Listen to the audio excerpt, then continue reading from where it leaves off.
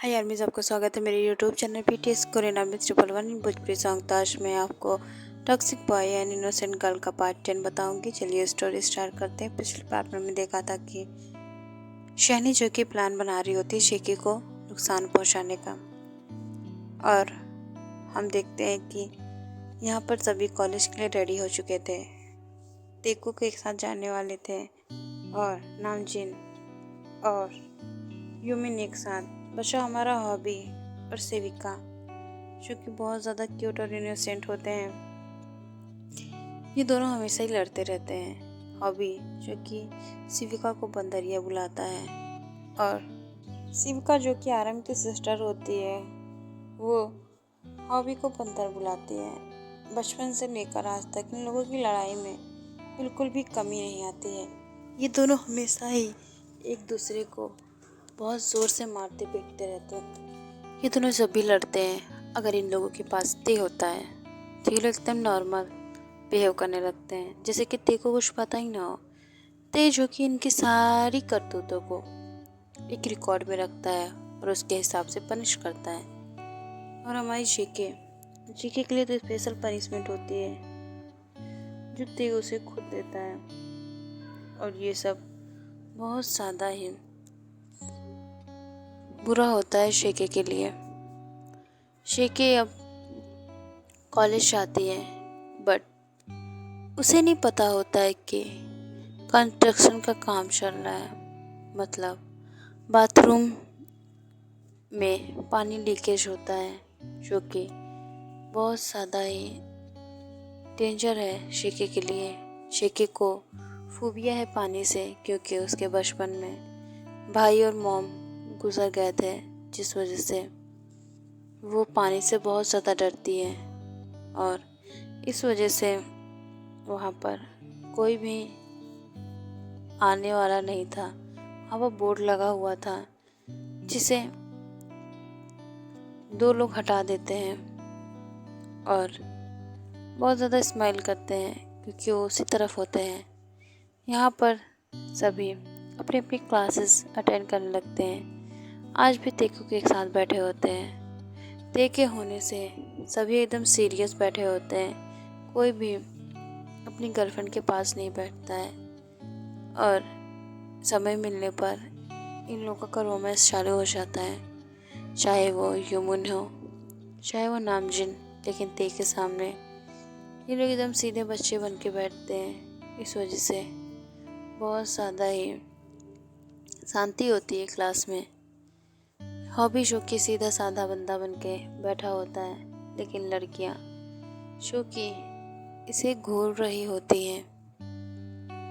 और ऐसे ही ती को काम आ जाता है, जिस वजह से उसे अर्जेंटली जाना होता है और बहुत ज़्यादा ही वो अर्जेंट काम होता है, जिस वजह से उसे अपने बीवी को छोड़ के जाना होता है और ते वहाँ से चला भी जाता है। सभी अब खुश हो जाते हैं। हम यहाँ पर हॉबी को देखते हैं जो कि अब गर्ल्स के बीच में बैठ के फ्लर्ट कर रहा होता है बहुत ज़्यादा ही। अब यहाँ पर यूमिन भी कम नहीं थे, वो भी एक साथ बैठे होते हैं और नामजिन भी। तभी सर आ जाते हैं जो क्लास में पढ़ाने लगते हैं, तो सभी सीरियस होके पढ़ने लगते हैं क्योंकि उन्हें पता है कि वो लोग कभी भी ते की बराबरी नहीं कर पाएंगे। क्योंकि ते जिस तरीके से गुस्सा होता है वो उसे ही सूट करता है, बाकियों को नहीं। क्योंकि बाकी बहुत ज़्यादा ही समझदार बंदे होते हैं। इस वजह से सभी क्लास अटेंड करने लगते हैं और सभी अपने अपने काम में बिजी होते हैं। तभी वहाँ पर जो कि सर होते हैं ते वहाँ के सर भी ते से डरते थे, क्योंकि उसका ऑरा इतना ज़्यादा होता था कि वो उन्हें डरा कर रखते।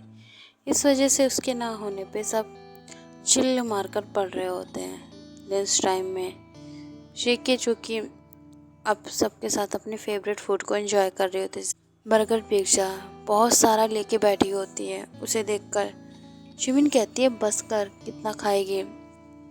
ते होता तो तेरा मुंह ना इस तरीके से खुलता है, लेकिन देखे ना होने पे तो अपनी सेहत का भी ख्याल नहीं रख रही है। शिकी जो कि कहती है कि हाँ, उस मॉन्स्टर के रहने पे मैं ठीक से खा भी नहीं पाती हूँ, तो मुझे ज्ञान मत दे, समझी। शिमिन भी कुछ नहीं बोलती है और यहाँ पर ह्यूमन भी अब अपने फूड को एंजॉय कर रहे होते हैं। दोनों ही एक दूसरे को अपने हाथों से खिला रहे होते हैं और सभी एंजॉय कर रहे होते हैं। सभी अब जाने लगते हैं और पीछे जिमिन जो कि थोड़ी देर में आती है, तभी वहाँ पर शैनी आ जाती है। ये यूँ कहे कि शैनी की चमची जो कि जीके से आके कहती है कि तुम्हारी जो फ्रेंड है जिमिन, वो तुम्हें बुला रही है। वो शायद देखो वॉशरूम में गई है और वो बहुत ज़्यादा ही परेशान है और उसे कुछ काम है तुमसे। तभी शिके को भी लगता है कि हाँ, शिमिन हमेशा ही उसे इस तरीके से बुलाती रहती है, इस वजह से वो चली जाती है। उसे बाथरूम साइड ढूंढने जाती है जहाँ वो बोर्ड हटा चुके थे वो लोग। और वहाँ जाने के बाद वो ढूंढने लगती है तो वहाँ पे वॉशरूम का दरवाज़ा खुला होता है, तो वो उसके अंदर चली जाती है। फिर किसी ने उस दरवाजे को अंदर से लॉक कर दिया। शिके जो कि चिल्ला रही होती है पर किसी ने भी दरवाज़ा नहीं खोला। अचानक से जेकी को कुछ गीला गीला फील होने लगा। उसके ऊपर पानी गिर रहा था, वो भी फुल स्पीड में। लीकेज थी बट शैनी की चमची ने डायरेक्ट टंकी की पाइप को बाथरूम से कनेक्ट कर दिया था। बाथरूम छोटा था जिस वजह से वो जल्दी जल्दी भरने लगा था। यहाँ पर जेकी हमारी बहुत ज़्यादा डर जाती है और उसे बहुत ज़्यादा ही डर लगता है, इस वजह से वो और ज़्यादा रोने लगती है। यहाँ पर शैनी को तो जैसे सुकून ही मिल गया। उसने सोच लिया कि अब जेके नहीं बचेगी। ये सोचकर वो स्माइल करती है। यहाँ पर जेके बहुत ज़्यादा परेशान होती है। उधर शायद हम क्लास में देखते हैं कि जहाँ पर जिमिन आकर बैठ जाती है, पानी की बोतल भी लाई होती है। सब उसी को देख रहे होते हैं क्योंकि शिके ने भी जो उस लड़की ने कहा था वो सुना था, बट पास में लीसा थी, उसने भी सुना था। तो फिर लीसा जिमिन से पूछ लेती है कि शिकी कहाँ रह गई। तो फिर शिमिन कहती है कि मेरे साथ तो शिकी नहीं गई थी। तो लीसा कहती है अरे उस लड़की ने तेरे पास ही तो उसे भेजा था। सभी यहाँ घबरा जाते हैं, लेकिन सब सोचते हैं कि हाँ 10-5 मिनट रुक जाते हैं, क्या पता आ जाए। आधा घंटा बीत जाता है लेकिन कोई भी शिमिन, यहाँ तक कि उसका रो रो के बुरा हाल हो गया था, शिकी का पता नहीं लगा पा रहा था। वहाँ पर हम देखते हैं कि कोई शख्स जो कि बहुत ज़्यादा ही स्पीड में उस वॉशरूम की तरफ जाता है। शिकी जो कि अंदर से अब अपने मॉन्स्टर का नाम ले रही थी। वो चाहती थी कि वो आ जाए उसे बचाने। और एक शख्स और होता है जो कि जेके के लिए तड़प रहा था। वो होता है यूवी जो कि सुपरस्टार होता है। और जब से उसने जेके को देखा है उसके लिए फीलिंग्स आ गई हैं। वो जेके से हाथ मिलाकर बातें कर रहा था जो कि ते को बिल्कुल बर्दाश्त नहीं होता है और ते उसे पनिशमेंट देने के बारे में सोच रहा था क्योंकि वो देख पा रहा था कि जेके उसे इग्नोर कर रही है। लेकिन अब सिचुएशन कुछ ज़्यादा ही बिगड़ चुकी है जिस वजह से वो बहुत ज़्यादा ही टेंशन में होता है।